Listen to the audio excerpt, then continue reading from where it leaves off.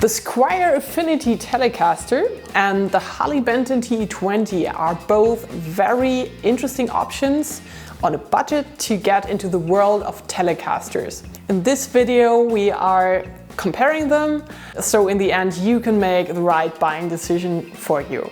My name is Rina and welcome to Bandforge. In case you're new to my channel, here you will find the review videos of both guitars, and for this comparison I've put the same type of strings on both guitars, set everything up nicely, including the pickup height, and I think we're good to go now. Both guitars share a 42mm nut width, but the TE20 has a shorter string spacing.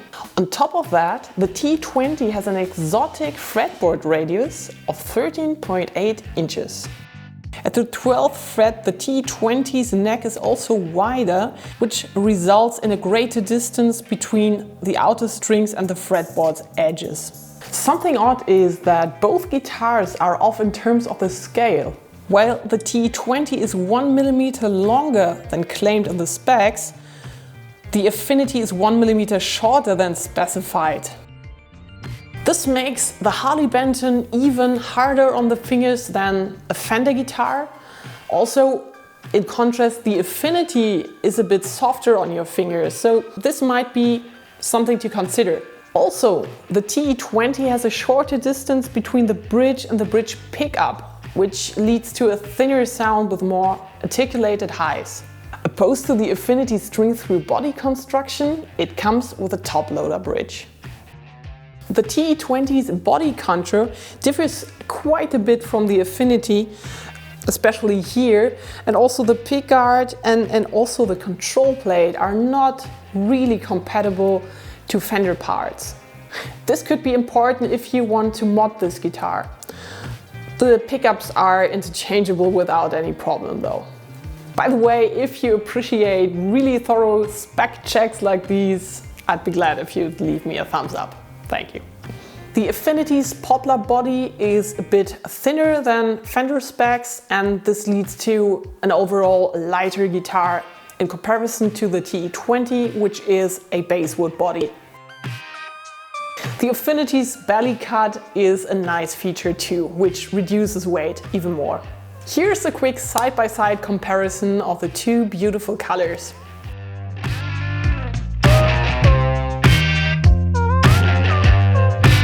The neck of the TE20 is really nicely made. You cannot find any CNC marks, rough spots, anything of the like, and even here you can see that the transition from the actual neck to the headstock is really nicely made. This is really crisp. Look at the Affinity in comparison. You can see that somebody in the factory didn't have much time to do this. The Affinity's neck is remarkably rougher, especially here on the higher frets, and yeah, also in these positions you kind of have the feeling that there are still CNC marks. It's not that bad, it's definitely playable, but a bit of sandpaper or steel wool is in place. Both necks have smooth fret ends, so no problem here on either side, that's fine. And when comparing the sturdiness of the two necks, the TE20 wins. It's a lot harder to bend this neck like this in comparison to the Affinity. Also, it came with polished frets, which is something that Squier players often miss. One issue that is quite common in budget guitars like these two is that the neck pocket isn't really routed to the exact specs. They leave a bit more space, and this results often in a misaligned neck. Both guitars kind of have this issue a tiny bit.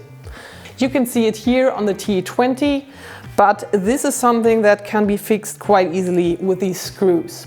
If you want to see how to do that, this is definitely going to be an upcoming video, so if you haven't already, I'd be really happy if you'd consider subscribing. Thank you. In terms of the hardware, I definitely prefer the 6th saddle bridge of the Affinity. And I think it becomes quite obvious when you take a look at these screws. These really hurt. You always hit them. I mean, if you're playing palm mutes, that's really obvious, but also if you're strumming, chances are that you might, hit your finger, and that's not fun. As before with other specs, these saddles seem to be a tad shorter than the usual fender replacement. That makes it harder to exchange only the saddles. So I guess in the end I'm going to change the whole bridge, but this is something for another video. I think that the TE20's tuners feel better in the hand and are smoother to turn, but I think it's more about the tuning stability. So let's hand this guitar to our tuning stability test expert. Hi, I'm Alex. I'm not so sure about the tuning stability expert, but I will try to play 3 times the same bending lick on both guitars, and then we'll see together what happens with the tuning.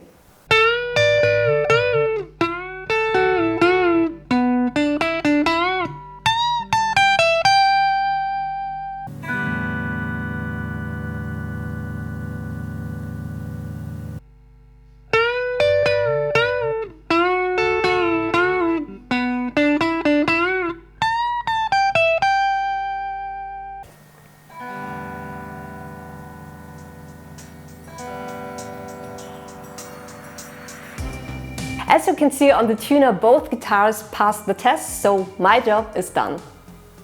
So much about the build quality and the other things. Let's get to the interesting part, which is the sound demo.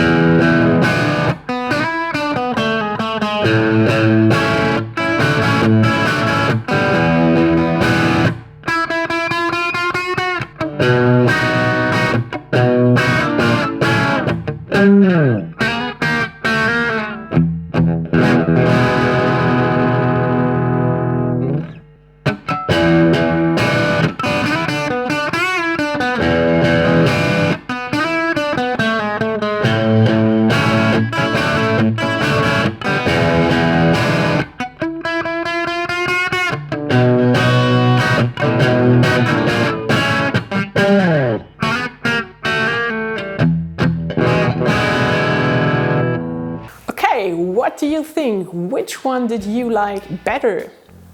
Is there something that you prefer, or do you think they both sound good, bad, mediocre, whatever?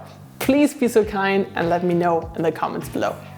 If you want to compare these sounds in a better quality, you can also, of course, head over to my website bandforge.net and download the WAV files. Okay, now to the hard part. Which of the both guitars should you get? Well, the Harley Benton TE20 is, I think, a rock solid option for any beginner who is willing to set it up. It's really very nicely made. I think it's a great starting point. It has the right weight. It's maybe a tad hard on the fingers, but if you're not a female player, I think that shouldn't be a problem. Also, you can totally start with it. I think it sounds totally fine with a new set of strings. Before that, it wasn't so nice, I think. And you could get a pair of Fender pickups and a new bridge and still be under the price tag of the Affinity. You have to keep that in mind too. The Squier Affinity Telecaster. This is the more, let's say, comfortable option. Of course, it's more expensive, but I think you get a really nice sounding guitar out of the box.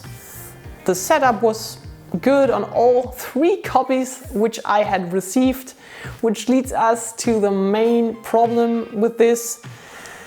The build quality can be an issue, and so my advice here is that you should go to a store and play your hands through all the copies you can get until you find one that doesn't have any major issues, and go for that.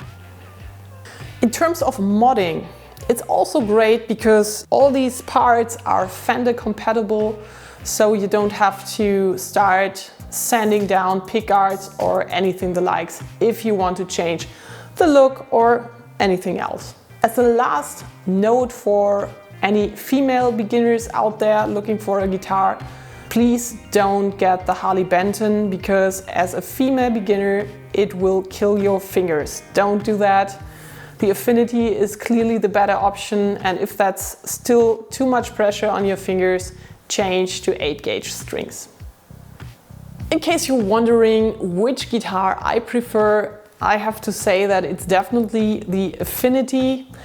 It fits my hand geometry extremely well. I enjoy the softer, shorter scale on my fingers, and also I have to admit that I'm a real Fender headstock snob, so this is for me the guitar to go, but I'm not afraid to use some sandpaper on the neck, so it's okay. But I'm not the only one who will be playing this guitar, so let's hear another opinion. I have to say I'm really impressed by the quality of the TE20. I think it feels like a lot more expensive instrument than it actually is. It even feels more expensive than the Affinity if you play it, especially the neck. But on the other hand, still after the setup, the Harley Benton is a bit hard on the hands. Maybe that's a woman's issue, I'm not sure about it, but that would be the reason why I would pick the Affinity. Also, I prefer the sound of the Affinity. That's so much about the conclusion of these 2 particular models, but there's more, because there are some alternatives. Something that I really liked about the Harley Benton lineup is that they have a whole TE series. So there's not only the TE20, but 30, 40, 52 and 62. And these all are upgrades to this really basic guitar. So you can get a Harley Benton TE series guitar with Alnico pickups and better woods and something like that. You really have a wide variety of options here. And I've made a landing page on Thomann where you can see, I think, the most interesting options from the TE series right here in the description below. If you want to go the Squier route, there's only one Affinity model, but one of them is made in another factory. The Olympic White is made in Taiwan as the previous model of the whole series, and the 2020 version was one of my favorite guitars, especially for the price. So this might be a really interesting option to check out.